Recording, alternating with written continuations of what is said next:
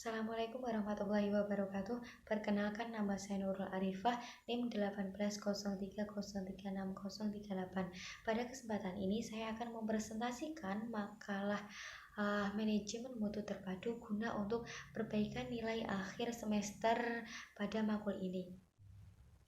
Nah, yang pertama yaitu konsep dasar manajemen mutu pendidikan.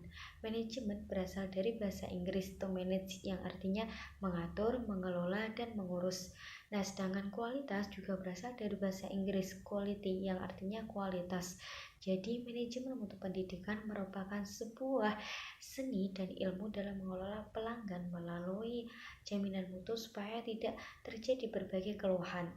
Nah, di dalamnya terdapat input, proses, dan output begitu. Selanjutnya, manfaat dari manajemen mutu pendidikan ini sendiri yaitu yang pertama, mutu tetap terjaga dengan baik. Yang kedua yaitu tolak ukur pencapaian visi dan misi sekolah. Nah, yang kedua yaitu filosofi mutu pendidikan. Mutu pendidikan diartikan sebagai kemampuan pendidikan dalam pengelolaan secara operasional dan efisien terhadap komponen-komponen yang berkaitan dengan pendidikan tinggi sehingga menghasilkan nilai tambah terhadap komponen tersebut. Permasalahan mutu pendidikan yang pertama yaitu ketersediaannya pendidik dan tenaga pendidik yang belum mewadai. Yang kedua yaitu sarpras yang belum mewadai dan belum didayakan secara optimal. Yang ketiga yaitu pendanaan yang belum mewadai. Yang keempat yaitu proses belajar yang belum efektif dan efisien. Nah, untuk meningkatkan hal itu, strategi yang dapat dilakukan yaitu yang pertama dengan manajemen peningkatan mutu berbasis sekolah, yang kedua yaitu pendidikan yang berbasis partisipasi dan komunitas, yang ketiga yaitu menggunakan paradigma belajar. Nah, yang ketiga yaitu sejarah dan tokoh pemikir mutu pendidikan. Tokoh dan pemikir mutu pendidikan yang pertama ada W. Edward Deming dan yang kedua ada Joseph Juran, di mana beliau mengenalkan 3 proses kualitas atau mutu. Yang pertama ada perencanaan mutu, yang kedua ada pengendalian mutu, dan yang ketiga ada perbaikan dan peningkatan mutu. Nah, selanjutnya ada Philip B. Crosby, di mana mementingkan pada pertanggungjawaban kualitas yang terletak pada manajer menengah. Nah, yang keempat yaitu pelanggan dan kepuasan pelanggan. TGM merupakan manajemen fungsional dan pendekatan secara terus-menerus yang difokuskan pada peningkatan kualitas agar produksinya sesuai dengan kualitas dan standar dari masyarakat yang dilayani. Nah, di mana pelanggan merupakan semua orang yang ingin dilayani kebutuhannya sesuai dengan harapannya. Pelanggan pendidikan merupakan masyarakat yang membutuhkan jasa pendidikan dan berpotensi untuk membeli layanan jasa tersebut, di mana kepuasan pelanggan merupakan perasaan seseorang yang puas terhadap sesuatu setelah membandingkan antara kenyataan dan harapan setelah menggunakan produk tersebut. Nah, oleh karena itu, organisasi pendidikan menghendaki kepuasan pelanggan, maka perlunya mempertahankan hubungan baik dengan pelanggan. Nah, yang kelima yaitu kebijakan pemerintah tentang penjaminan mutu yang telah tercantum di dalam yang pertama UU nomor 22 tahun 1999 tentang otonomi daerah, yang kedua UU nomor 25 tahun 2000 tentang program pembangunan nasional, yang ketiga yaitu UU nomor 20 tahun 2003 tentang sistem pendidikan nasional atau Sisdiknas, yang keempat yaitu peraturan pemerintah nomor 19 tahun 2005 tentang standar nasional pendidikan. Nah, yang keenam yaitu pengelolaan penjaminan mutu. Nah, penjaminan mutu pendidikan merupakan sederetan proses dan sistem yang saling berkaitan untuk mengumpulkan, menganalisis, dan melaporkan data tentang kinerja mutu pendidik dan tenaga pendidikan, program, dan lembaga pendidikan.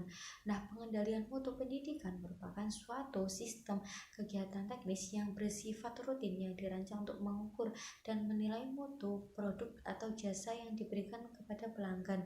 Nah, selanjutnya yaitu pengembangan mutu pendidikan merupakan sebuah mekanisme dan prosedur untuk memastikan suatu standar mutu yang telah ditetapkan itu tercapai atau belum. Nah, selanjutnya siklus kegiatan penjaminan mutu itu yaitu mulai dari penetapan, pelaksanaan monitoring, evaluasi diri, audit internal, rumusan koreksi peningkatan mutu, dan penetapan standar baru. Nah, yang kedelapan yaitu instrumen akreditasi yang meliputi standar isi, standar proses, standar kompetensi lulusan, standar pendidik dan tenaga pendidikan, standar sarana dan prasarana, standar pengelolaan, standar pembiayaan, dan standar penilaian. Begitu. Nah, selanjutnya yang kesembilan yaitu penjaminan mutu internal atau SPMI. Nah, sistem penjaminan mutu internal merupakan sistem penjaminan mutu yang berjalan di dalam satuan pendidikan yang dijalankan oleh seluruh komponen dalam satuan pendidikan yang mencakup seluruh aspek dalam penyelenggaraan pendidikan dengan memanfaatkan segala sumber daya untuk mencapai SNP. Nah, langkah-langkah di SPMI yaitu yang pertama ada perencanaan, pelaksanaan, evaluasi dan pengendalian serta pengembangan begitu.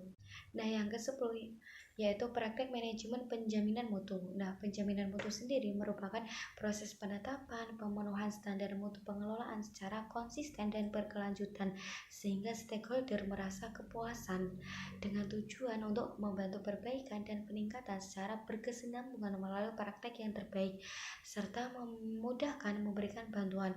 Dan yang ketiga yaitu menyediakan informasi kepada masyarakat sesuai sasaran dan waktu secara konsisten begitu.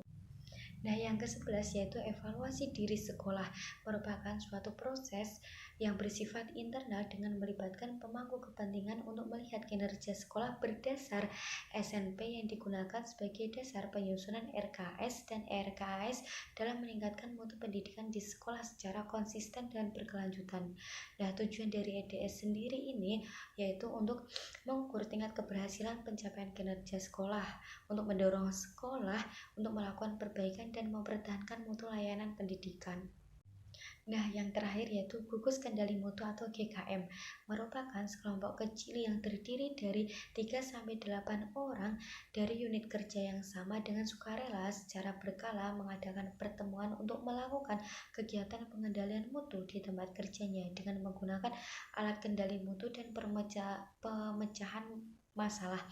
Nah, tujuan adanya GKM sendiri yaitu untuk keterlibatan karyawan pada permasalahan pekerjaan, dan yang kedua meningkatkan kemampuan memecahkan masalah, yang ketiga yaitu meningkatkan pengembangan SDM.